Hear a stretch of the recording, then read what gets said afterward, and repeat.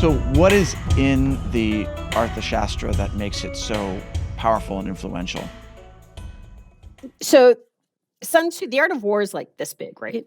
I mean, if you boil it down, it's about this big. The Shastra is like this big. And size doesn't matter. You can keep telling yourself that. That's okay. We're with you. That's fine. But That's how you use the strategic knowledge. Okay, let's just move on. We have a guest, Chris. Cleo, please. My mostly male audience would like my point on the record. Yes. So the title translates sort of more as the kind of art of life as a whole, and it is actually kind of comprehensive national power manual. So whereas the art of war is more kind of tactical, even this includes things like the whole thing about your enemy's enemy is your friend.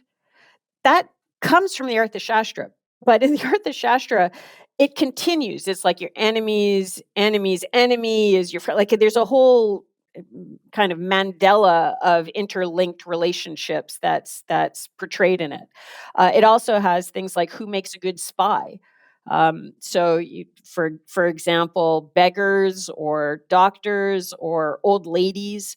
I mean, it's sort of it anticipates Miss Marple by about 2,000 years.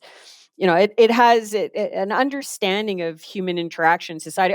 It also has this quite useful line, which is a counter to the way the Chinese Communist Party looks at things, which is in Sun Tzu, you have, I can't remember the exact wording, but there's something along the lines of a weak state. A strong people means a weak state. And so the goal of a strong state is to weaken the people, something along those lines. In the Artha Shastra, it's a dissatisfied population is more likely to rebel or go to the enemy. So you're better off trying to maintain sort of a certain level of satisfaction within the population. Right? Very, very different approaches to the relationship between state and people. And of course, the most relevant aspect of it is it has a whole section on how to care for your war elephants. So that can never be underestimated. And what are India's modern war elephant equivalent? I think actually probably cyber capabilities, because that's what gets you over the mountains, right? And gets you to hit the other side in a way that can actually do some damage. But and they're very good at it. But they have a problem, which is that they're so good at it. Other countries keep coming and poaching their cyber experts. So I was on a call, like a conference. We did an online conference about cybersecurity in India, and one of the big complaints on the Indian side was that the Israelis keep coming and poaching their cyber experts, which gives you an idea of how good they are. Oh, I mean, I was going to say that your description of India kind of reminded me of Israel in some ways, of essentially being surrounded by enemies, and also kind of Taiwan in that, like, there's like a very large enemy surrounding them.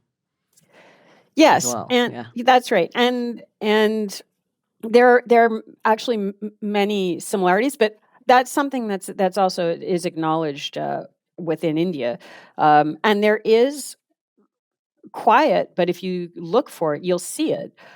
Indian engagement and concern and participation with Taiwan. There was a visit not that long ago of 3 retired branch chiefs, military chiefs from India going to Taiwan, former heads of the Navy, Air Force, and Army. You remember that the signaling in the Indo-Pacific region looks different than our signaling. That in that context, that is a very loud signal.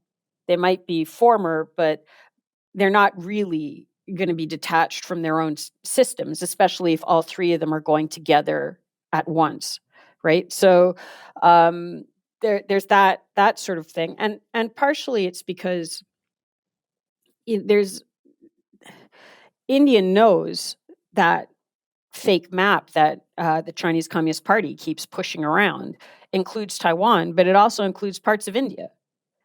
And if it does manage to get Taiwan, then what's next on the menu? What other parts of the world is it going to try to eat up? And it becomes, if China invades and eats Taiwan, that's a huge problem, obviously, for the U.S. and U.S. credibility and ability to operate in the Indo-Pacific. It's a huge problem for Japan, for the Philippines. But the U.S. would probably be tied up in that part of the Pacific, and India might be on its own in dealing with a similar push along the border with China, or the border with Tibet, as they like to increasingly call it now. So they're not. We might think, you think, oh, they're really far apart. India is really far from the Pacific theater, is far from Taiwan, but Taiwan is, a maritime border state with China, and India is a border state with China. So China, is what links those two together geographically, also in terms of risk, in terms of expansion, in terms of threat, all that sort of stuff. And the Indian strategic community is very aware of that. So how likely do you think a kinetic war between China and India would be? It's always this question of, what do you mean? Because there has been kinetic war. They did it in 1962. They tried to do it in Galwan. They're pushing consistently on the border. Is it 20 deaths? Is it 200 deaths? Is it 2,000 deaths? What do you mean when you talk about a kinetic war? Is it using Maoist proxies, which they're doing within India, who are killing people? Is it using jihadist proxies within India to kill people?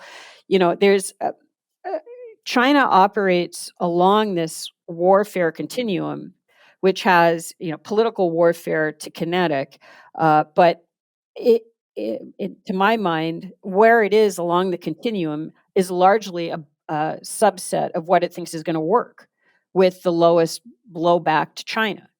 So there's no moral or legal constraints, I think, on the assessments of when to shift from one to the other from the Chinese side.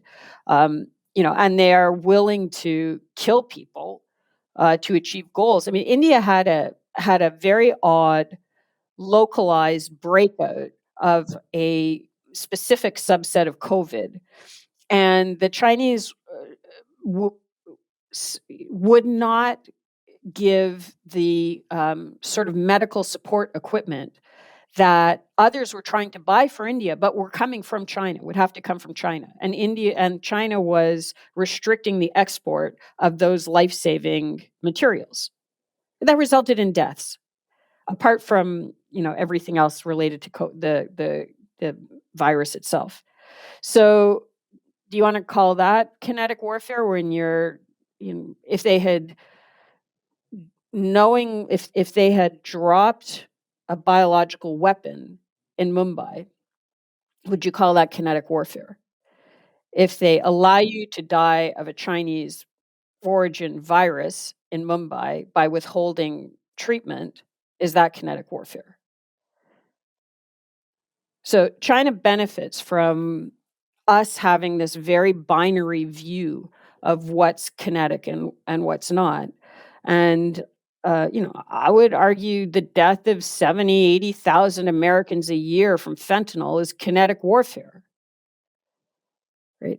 But I'm potentially in a minority on that one. But I think probably a lot of those families would agree.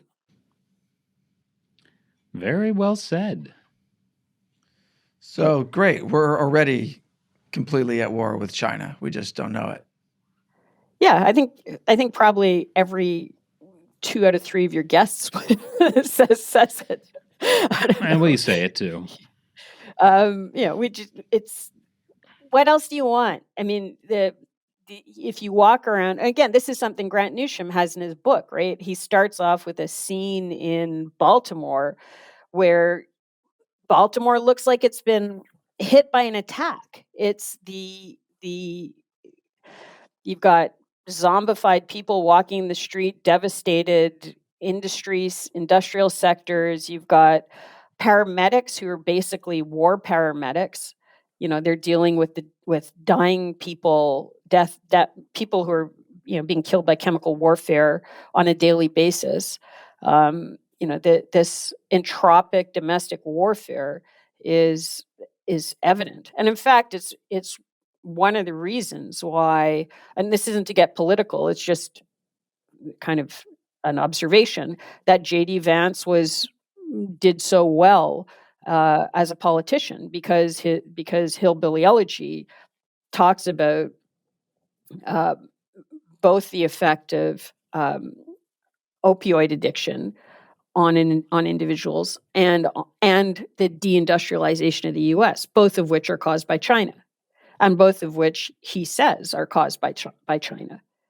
So you can see the average American, if you talk to them about what's going on in their communities, will tell you that many of them, not all of them, but the ones that that voted J.D. Vance into office, in Ohio, for example, will tell you that they're on the receiving end of effectively warfare from the Chinese Communist Party, enabled with proxies in the U.S. enabling that attack. Sometimes even within our own government and media. Sometimes. You're Canadian, so you can talk about these things. Oh, could I ever? But that, I think, is a whole other show.